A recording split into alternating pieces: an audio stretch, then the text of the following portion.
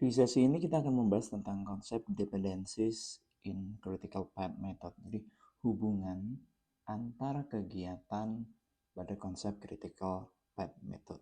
Ternyata ada beberapa jenis hubungan antara tiap masing kegiatan di mana ini sering kita temukan pada Gantry chart project atau mungkin pada S-curve project di mana hubungan itu cukup kompleks atau pada umumnya hubungan itu tidak membutuhkan kegiatan sebelumnya untuk benar-benar selesai atau dalam bentuk lain kegiatan setelahnya bisa dimulai dalam jangka waktu parsial dari kegiatan sebelumnya. Kita ambil contoh pada penerapan critical path method yang terjadi pada umumnya di mana kita punya activity, kita punya predecessor, dan kita punya duration. Dimana kalau kita gambarkan, kita punya start, lalu kita punya A, lalu kita punya B, kita punya C, dan kita punya finish. Di sini saya menggunakan kotak, mau lingkaran sebetulnya sama aja, tidak ada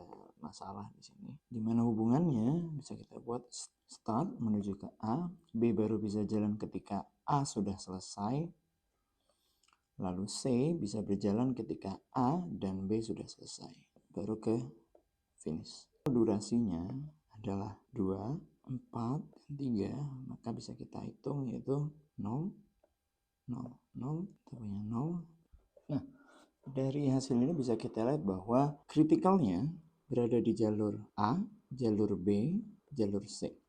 Jadi di rangkaian kegiatan A, B, dan C. Walaupun kita punya rangkaian kegiatan lain yaitu dari A ke C, namun yang menjadi poin kritikalnya, jalur kritisnya ada di A, B, C. Kalau kita gambarkan dalam bentuk Gantry chart, kegiatan B baru bisa jalan ketika kegiatan A selesai dengan durasi 4, 2, dan kegiatan C baru bisa berjalan ketika A selesai dan B selesai dengan durasinya adalah 3.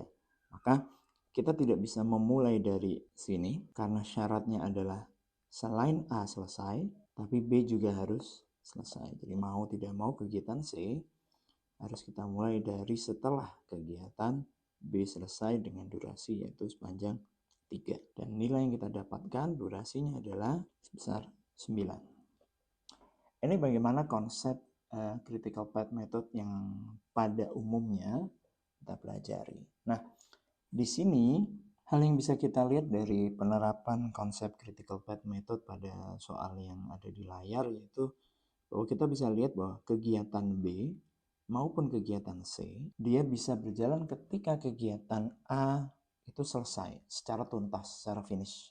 Ketika garis coklat selesai, maka kegiatan C baru boleh berjalan.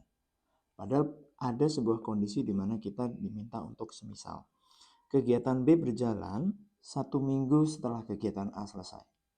Kegiatan C berjalan 2 minggu setelah kegiatan B berjalan. Bagaimana kita bisa memenuhi kondisi yang ada di Gantt chart yang berwarna orange? Bagaimana kita bisa menghitung critical path methodnya? Maka di bagian ini kita akan membahas tentang jenis hubungan antar kegiatan atau aktivitas. Pada umumnya kalau kita pakai contoh ada kegiatan A dan kegiatan B, di mana kegiatan A adalah kegiatan predecessor, kegiatan pendahulunya, dan B adalah kegiatan successor, kegiatan berikutnya atau kegiatan selanjutnya. Kita akan menggambarkan menggunakan Gantry chart akan seperti ini, di mana A durasinya adalah 4 dan B durasinya adalah 3, di mana kegiatan B membutuhkan kegiatan A selesai dulu supaya kegiatan B bisa berjalan. Kalau kita jumlahkan totalnya ada 7, kalau kita buat dalam bentuk gambar Gantry chart, A harus selesai dalam waktu 4, baru kegiatan B bisa dilanjutkan dengan durasi 3. Nah, ini adalah hubungan kegiatan yang cukup umum dan sering kita temukan pada persoalan-persoalan CPM maupun PRT bahwa kegiatan predecessor atau kegiatan A di contoh ini harus selesai dulu, baru kegiatan B bisa berlanjut. Nah, lantas kalau kita memiliki hubungan kegiatan atau antar aktivitas antar kegiatan dari A ke B dengan syarat yang berbeda atau di mana kondisinya cukup kompleks.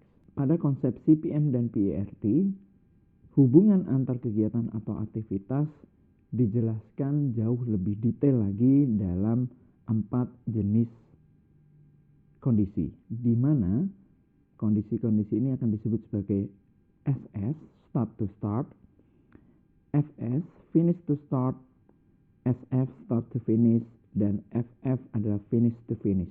Dengan nilai, di situ ada nilai X yang disebut sebagai nilai lag-nya, nilai rentangnya atau nilai jedanya. Oke, kita coba menjelaskan untuk konsep pertama yaitu start to start. Secara definisi, kegiatan ini bisa berjalan bersamaan dengan kegiatan pendahulunya. Jadi kegiatan, kita menggunakan contoh A dan B ya. Kegiatan A dan kegiatan B bisa berjalan bersamaan, namun jika ada nilai lag yang tersaji di nilai X tersebut, maka itu merupakan selisih atau jarak dari kegiatan B-nya. Maka kalau kita lihat di sini, misal kita menggunakan contoh SS2, nilai lag-nya adalah 2. Jadi kalau kita lihat hubungannya adalah antara start dengan start, antar start A dengan start B. Jadi kalau kita gambarkan, kegiatan A yang durasinya adalah sebanyak 4, kita gambarkan dulu. Oke. Lalu kita lihat untuk kegiatan B yang durasinya 3.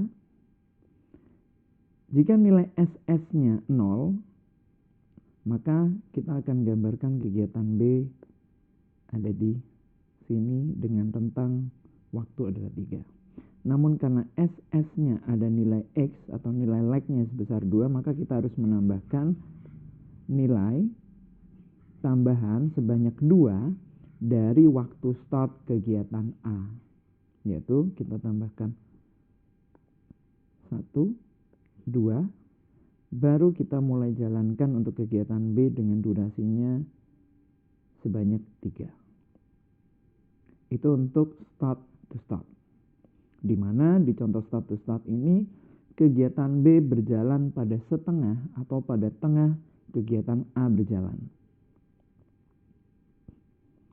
Berikutnya kita ke kegiatan atau hubungan yang disebut dengan FS atau finish to start. Di finish to start dibutuhkan waktu tambahan X dari masa atau dari setelah finish kegiatan sebelumnya. Jadi kalau kita pakai contoh kegiatan A, maka di contoh kita menggunakan kegiatan A dan B dengan kondisi adalah FS2. Maka fokusnya adalah F finish dari kegiatan A memiliki jarak sebanyak 2 dari kegiatan start untuk kegiatan B. Kalau kita lihat di contoh, kegiatan A memiliki waktu sebanyak 4 durasi.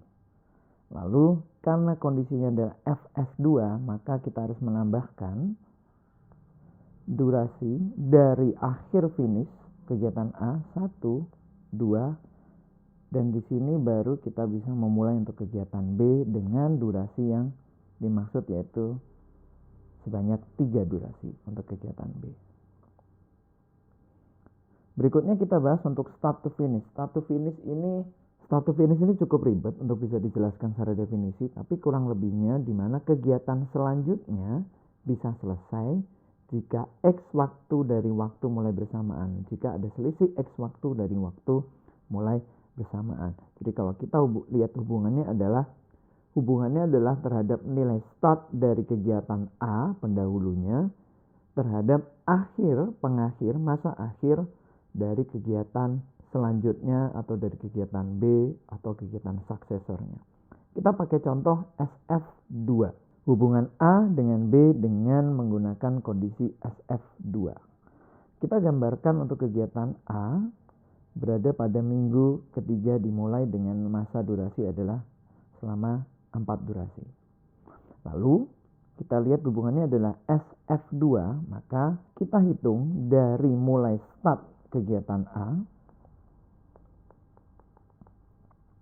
kita hitung sebanyak 1, 2, karena syaratnya ada SF2, kita tarik garis.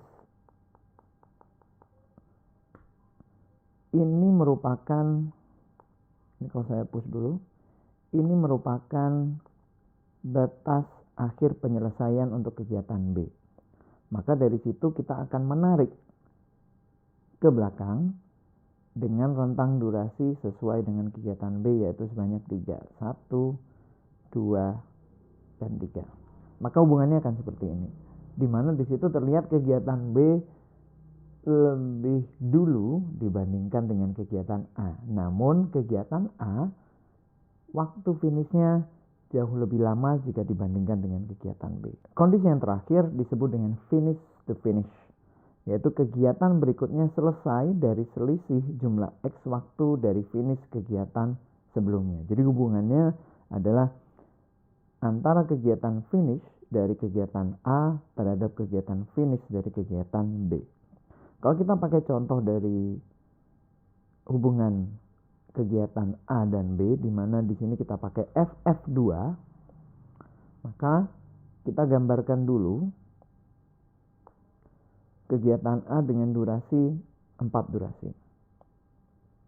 Lalu kita hitung jaraknya adalah tadi ada FF2, maka kita tambahkan 1, 2.